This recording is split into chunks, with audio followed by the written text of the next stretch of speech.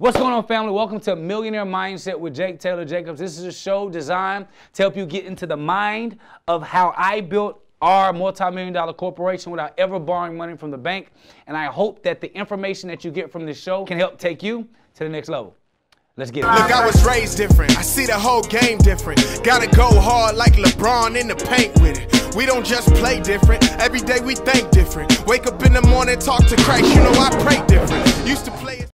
So what are 3 things you did differently or learned after rebuilding 4 times? 3 things that I have done differently and that I've learned after rebuilding ABS 4 times.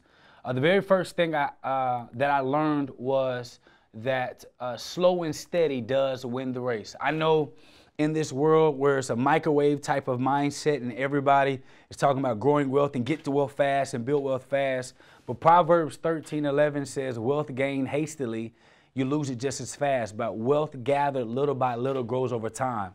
And I can honestly say that in all of the times I have to restart this company from mistakes, mishaps, or whatever, they all had something to do with me trying to move faster than what we could actually handle at the time. So I would say the biggest lesson I learned was to slow down and to actually think things all the way through and wait until they actually manifest before I try to move on or I try to, hurry up and get cash. The second thing that I learned is understanding the importance of doubling down on your vision. And what I mean by doubling down on a vision, I mean that never compromise the overall goal of why you got into business for quick hustles and quick wins, which goes back to lesson number 1, which was don't be so quick to just try to get big and make quick money, because it'll take you off focus on what the overall mission of that business was supposed to be. And the third thing I learned was to stay in my lane. Knowing what you're supposed to do, knowing what you're gifted at, and then positioning yourself and putting yourself in the best position for you to be able to grow, expand, develop, and take yourself, your business, your community, your mob to the next level. Is understanding that if you stay in your lane and you move in your lane, there will be some opportunities that you do miss out on, but you will never miss out on the totality of growth that you can receive if you just stay, in your lane. So the first one is don't move too fast. The second thing is double down on your vision. The third thing is stay in your lane. Those are the 3 things that I learned in rebuilding this thing all over again that I would say that every person needs. All right, how did you first learn about growing your money through insurance reserves? And also, what do you see as the most beneficial thing from having an insurance bank? How did I learn? When did I first learn about growing, using growing money with insurance reserves? And what was the second question? What's the most beneficial thing in having? And what's the most beneficial thing about having insurance reserve? I first learned about growing money using insurance reserves by the founder of the concept Infinite Banking, Nelson Nash. And learning from Nelson Nash, he was an older guy. He dead now, rest his soul. But this is the first time something finally made sense to me. I understood the relationship with the banks and the consumers and how it doesn't fit us best. I understood that. But I couldn't get a grasp on where else do I store my money that gives me guarantees. They talked about the market, they talked about real estate. I just couldn't get there yet because, my mentor first told me that don't even look at the stock market, don't even look at real estate until you made $100,000 and you have $100,000 saved. That's when you can begin to make different moves because your ideology on money, your thoughts on money will be totally different than if you didn't have it. So listen to Nelson Nash and seeing how he broke down insurance reserves and banking with insurance policies, it intrigued me, but the information that he had in the book wasn't enough. So I just began to go into discovery mode and find out what the banks were doing, find out why we didn't know, find out who else was doing it. And it just led me into this full discovery mode where we end up changing our entire financial and insurance practice from being a basic insurance practice to a practice that actually specializes in private banking using insurance reserves. Why I love using insurance reserves so much is because it does a couple of things. They give my family a guaranteed death benefit that gives us millions of dollars. The second thing is that the money that goes inside the policy grows tax deferred. You can access it tax free, and you can be able to use the money by leveraging your account, but use the insurance company's money while your money is still making money the entire time. And so I'm looking at this paradigm, the best place to put my money where I get the best out of the best bang for my buck. I couldn't find another place that offered me all of those things. Guaranteed growth of my money, 4 to 8% every year. Guaranteed death benefit because we all are guaranteed to die. I can access my money tax-free and it grows tax deferred, where as long as I can just keep borrowing against my account, I never have to pay taxes on utilizing my own money. When I thought about that concept and looked at every other construct out there, that was the only place that I actually felt where I put my money, I felt like a partner with the financial institution that was housing my money. So that's why I love insurance reserves. Okay, and then for someone who that might seem new to, why would they want to borrow? The question is, why should I borrow for myself? So that's a great question. Why should you borrow from yourself? But that also tells me when somebody asks that question, that lets me know that we don't really understand the construct of the policy. You're not borrowing from yourself, actually. When it comes to borrowing money from your policy, you're not touching your money at all. You're borrowing against your policy. So you're using your money as collateral and leveraging the insurance company's money. So you're actually getting their money while your money stays in your reserve and is still making money for you. And that's the piece that most people don't understand and that they don't get. And then the second thing is we have to look at the construct of what runs this entire corporation called America. It's the banking institutions, Federal Reserve. And when you think about the function of it, we all borrow from ourselves every single day. When you take money out your savings account to go make a purchase for groceries, and then you refill it with cash the next day. Anytime that you take money out your checkings account to go buy shoes for your family, didn't you borrow from yourself? And you make the purchase, and then you wait till you get paid to replenish your account, only to do the same thing over again. But the problem that we continue to face is that at what point does borrowing from ourselves actually pay us? When can we actually get on the other side of it? And that's what that policy does. When I'm able to keep money in my account and then I borrow against my policy, my money's still making 4 to 8%. I'm using the insurance company's money to go pay for liabilities that now become assets to this estate or this financial reserve that I have. I pay myself back and I have more money in it than I actually took out because of that 4 to 8% interest that's growing on top of it. We have to understand how money works to actually get a premise of it. See, the dollars that we have in our accounts, the dollars that we have as far as cash, those are debt utilities or debt bills or debt tenders. So you have debt that loses value and you're purchasing liabilities that lose value. That's a double negative that never turns positive.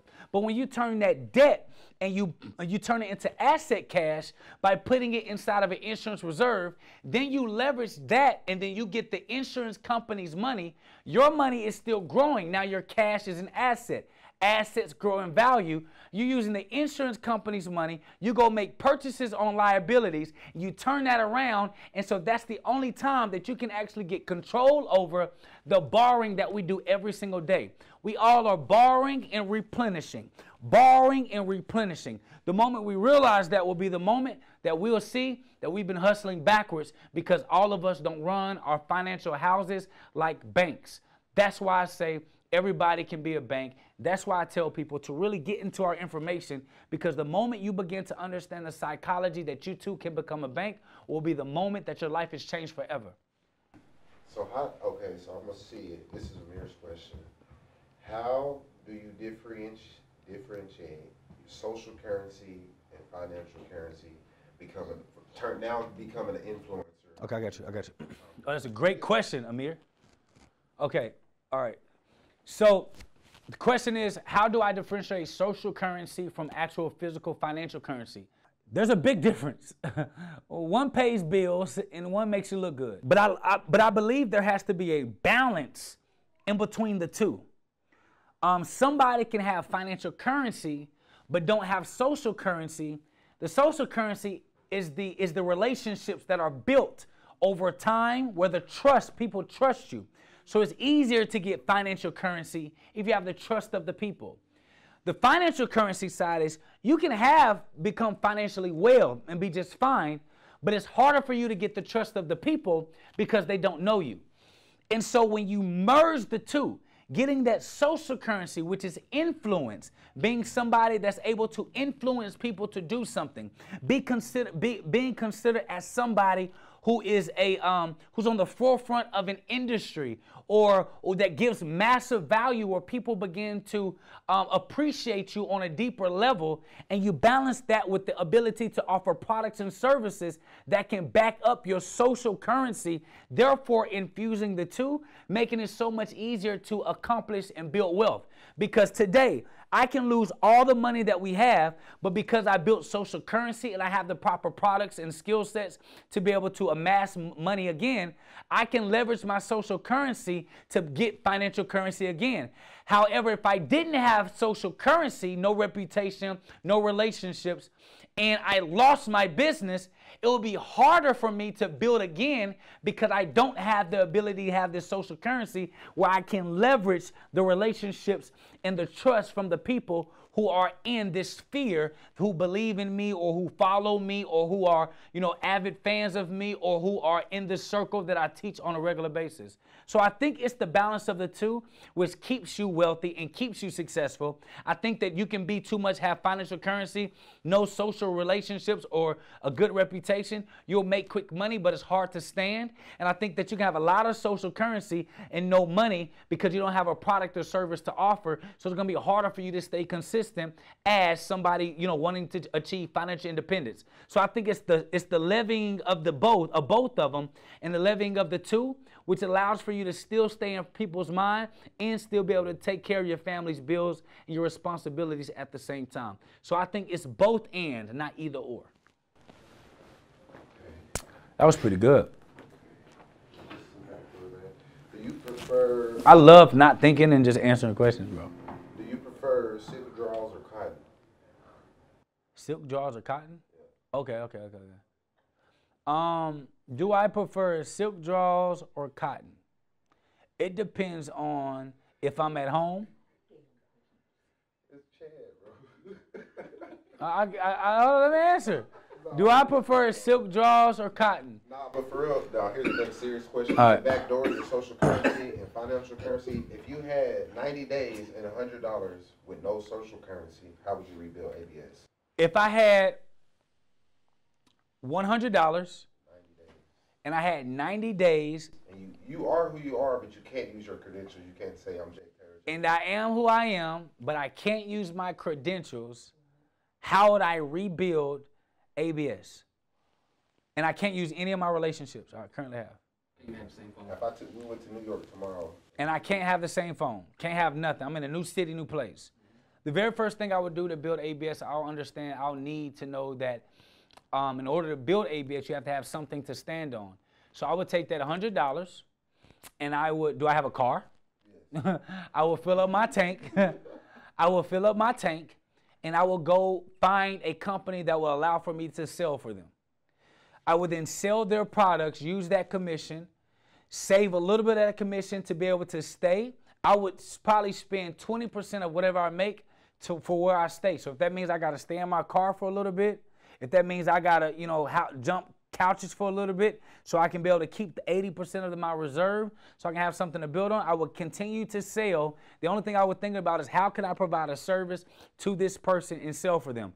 Once I built up a reputation of selling, the very first thing, because I still have my skill sets, very first thing I would do, I would save my money, and then I would find another customer or client I can sell for, replace myself with a salesperson for that person, take a little bit of that commission, continue to give them my portfolio of prospective clients, and go sell from somebody else, take that cash flow. Now I have enough money to build on, which gives me enough time to be able to see what exactly I want to do. I wouldn't go work for somebody as an employee, but I will contract so that I have the opportunity to replace myself and still be able to get commission for my entity for replacing myself with somebody valuable. And then I would just go do the same thing over and over again, finding boutique companies that aren't this big machine, but somebody I can build a relationship with. And before you know it, I done built sales reps for maybe 3 to 5 different companies, generating possibly close to $20,000 a month in a right industry that's able, so I can get volume and the proper commission.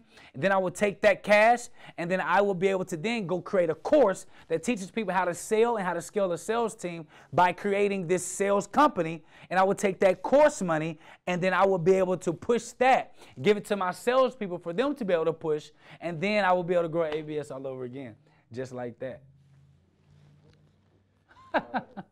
The easiest way to rebuild a company is through sales. And I feel sorry for CEOs that don't know how to sell.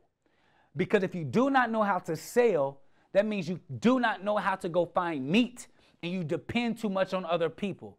The value base of every successful entrepreneur is learning how to hunt for yourself.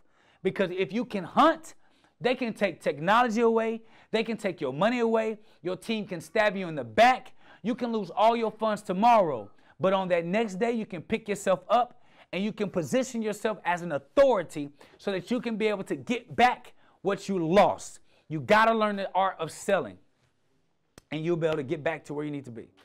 I was just asking, what are some of the things you do to keep your wife happy? Some of the things I do to keep my wife happy, I don't know, because I struggle with that often. Because it's hard to balance the dream that God gave you and balance, the wife that you feel like God made for you.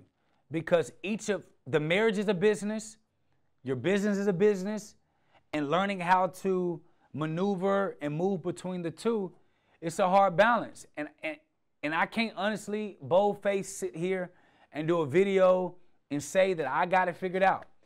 There are good days, but usually the good days is when I'm paying more attention to the marriage business and I'm losing sight on the ABS business, which is why I'm trying to have my cake and eat it too by developing leaders and partners with ABS so that I can be able to tend to my marriage business with a little bit more intention.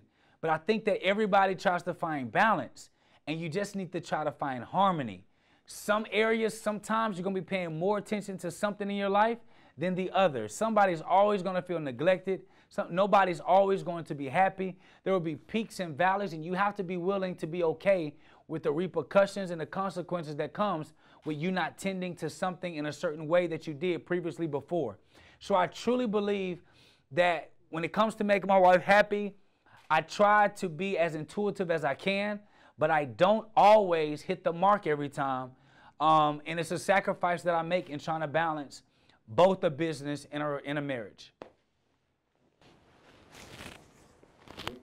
That wasn't the answer you thought, right? No, because, you segue into my next question. So what I'm going to ask you now, are there 3 things that you do every day to balance your, 3 things you do in your daily rituals that balance your 2 wives, ABS? Yes. What are the 3 things I do every day to balance my 2 wives, ABS and AJ?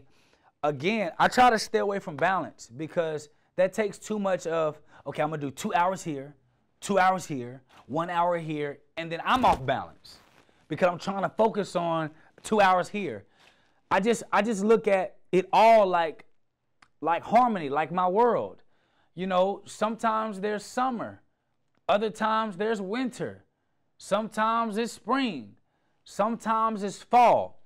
So I look at these things as seasons, and depending on the season will determine what I'm doing. ABS is a little bit slower, or we got enough of a groove that doesn't need me more. The 3 things I do may be different. ABS needs a little bit more of my attention. My wife is occupied, or her parents are in town, or we just came back from a vacation. The 3 things I maybe, do is different. And I think that a lot of people give this false narrative of saying that there's 3 things that you do to keep your life together. But the truth is, there is no 3 things. It's all dependent on winter or summer or spring. The 3 things you do in the winter may be to bring your raincoat and in your jacket and your umbrella because you don't know if it's going to rain or be cold or be hot. The 3 things that you do in the fall may be, to wear shorts or wear a jacket because you don't know if it's going to be hot as hell or cold as night. The things that you do in the summertime may be different than the 3 things you do in the wintertime. So I just think that it's the 3, what you should focus on is figuring out what are your hot seasons for your business and what are your hot seasons for your relationship. So that when you're in those seasons, you can spend as much time bathing in the sun so each one of them have enough to be able to carry them through when you're not paying attention to either or. So I can't say there's 3 things you do in each one of those things because it wouldn't be fair to how important both of these wives are to me, ABS and AJ. But I think that it just depends on what season I'm in. When it's cold as hell, with AJ, I need to warm her up. I need to spend more time. When ABS is cold as hell, shit ain't right, I got to warm up ABS to make sure she knows I love her still. So it's a balance of those things, and I think that we should focus more on how to navigate through the seasons than we should focus on what are the 3 things I do every day, because those vary depending on the time. Appreciate it. Lastly, bro, what is something that you would tell someone who has absolutely no financial discipline and impulsively buys all the time? Somebody that I think that has no financial discipline and impulsively buys all the time, the advice I would give them is to ask themselves, what insecurity are they trying to cover? Because typically there are endorphins that release in our body that when I buy, it makes me feel like I'm better than what I am. So when I buy myself clothes, or I buy myself shoes, or I buy myself these things, and I say it's in the name of this person, or I say it's for myself, it makes me feel like I'm where I want to be financially. I'm where I want to be in life. And so what happens is when you got a stressful life, when you buy yourself something, it relieves that stress for a small period of time. And your mind begins to believe that that's the release valve of all of your terrible things that are happening or things that aren't going your way in life. So you buy to replace the insecurities. But when that wears off and you just got all these things, you still got to deal with all those things that you failed to overcome yourself. So you got to ask yourself, why am I doing those things? What insecurities am I trying to feel? And how does it truly make me feel after that thing wears off? Because I feel like a lot of people use buying stuff like other people overcompensate smoking weed every day. It's the craziest thing to say, when I smoke weed, I think better. No, that just means that you don't know how to tap into your godhood without being under the influence. And because you finally let go of all of the stress and all of the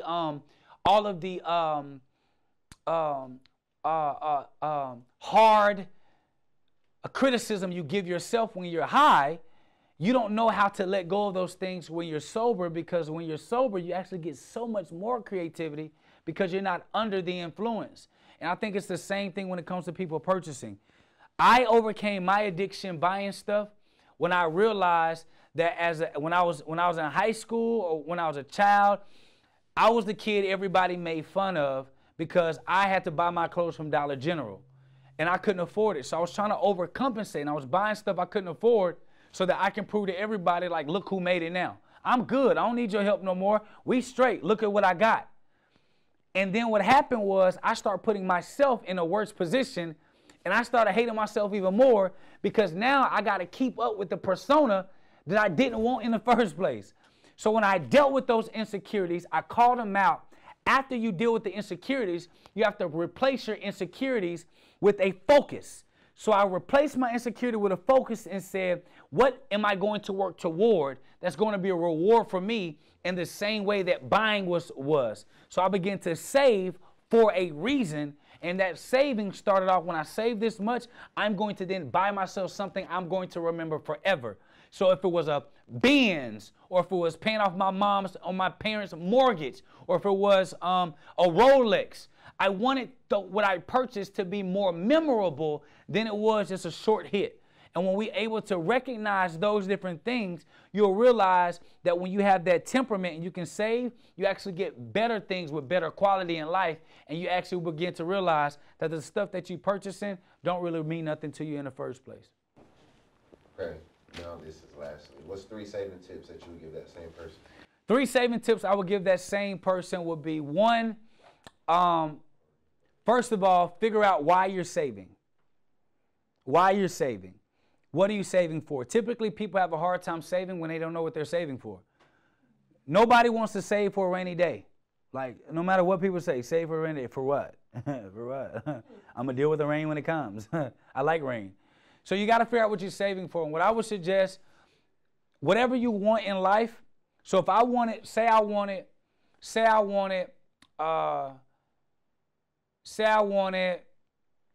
somebody give me a nice brand shoes. Yeah. So say I wanted Jordans, and I got a habit of buying Jordans. I would say, okay, I still want to buy nice shoes, but I'm gonna save my money and see what it feels like for me to buy $1,000 pair of shoes versus $125 pair of shoes. What happens is when you break that and you focus on a bigger purchase, when you get to that $1,000 pair of shoes, you don't even want to buy them. So I would focus on why am I saving, and then up the purse. Figure out, okay, if I like going to the club, let me go to the club in São Paulo, Brazil. That's a bigger purchase. You got to spend more time saving. Got to have a bigger focus. And what it does, it infuses inside of that second thing time. And it builds patience for you to actually think and know what you want. After you fulfill that, do not let go of that urge. You have to reward yourself for breaking that curse of spending on dumb stuff. So you got to go to São Paulo. You got to have an amazing time because it's going to trick the endorphins in your mind to say, I don't want no Jordans no more. I want to travel the world. I want to go to, matter of fact, I want to go to the club in Germany. And it forces you to continue to think bigger, which takes me to my third thing. After you get that itch out the way, and after you fulfill that, you got to go back to the drawing board and say, what bigger thing do I want to save for that doesn't serve me, but it serves someone else? When you can figure out why you're saving, save for something bigger, and indulge in it. And after you indulge in those things, then say, I want to save for something bigger than myself. When you save for something bigger than yourself, you will begin to realize how small-minded we all are when it comes to getting the things that you want.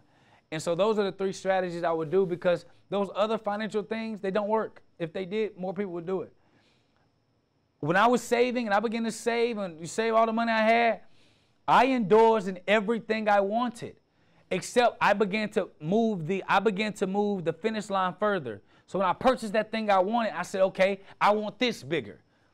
Well, this bigger thing I want to purchase is a Rolex, let's say, $13,000. My first indulge was $1,000. Well, I want to purchase a Rolex at $13,000 when I have $100,000 saved.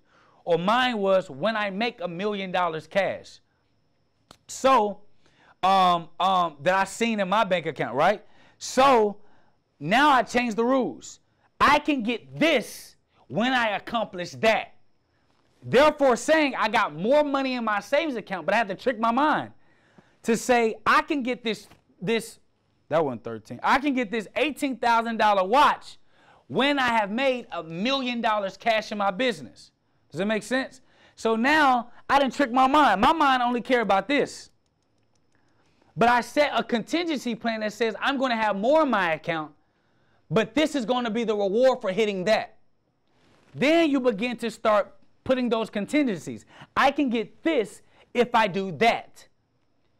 It forces you to think bigger. It forces you to be bigger. So for me, I said, I can't get a house or a home for my family until I'm able to pay for my parents' mortgage cash. But in order to pay for my parents' mortgage cash, I need to have $500,000 saved. You see that? So you begin to add more contingencies. Like, okay, $500,000 saved, can't get a home for my family like my wife wants until I can purchase my parents' mortgage cash. Well, damn, there's a lot of contingencies here. So now I'm going through all these things trying to make sure I'm good. And then when I hit one contingency, I'm saying I can't do it because I ain't got that. So then I get that, I can't do it because I got to get that. Then you get that, then you purchase it. After you purchase it, you'll realize you exercise this thing called patience, but you created a reward system that can reward you for you being patient, and it still gives you a goal outside of what you're saving for that is bigger than what you're saving for, which keeps you in line for the long term. So listen, I'm Tayler Jacobs, and you just got into the mindset of a millionaire. Peace. Look, I was raised different. I see the whole game different. Gotta go hard like LeBron in the paint with it. We don't just play different. Every day we think different. Wake up in the morning, talk to Christ. You know I pray different. Used to play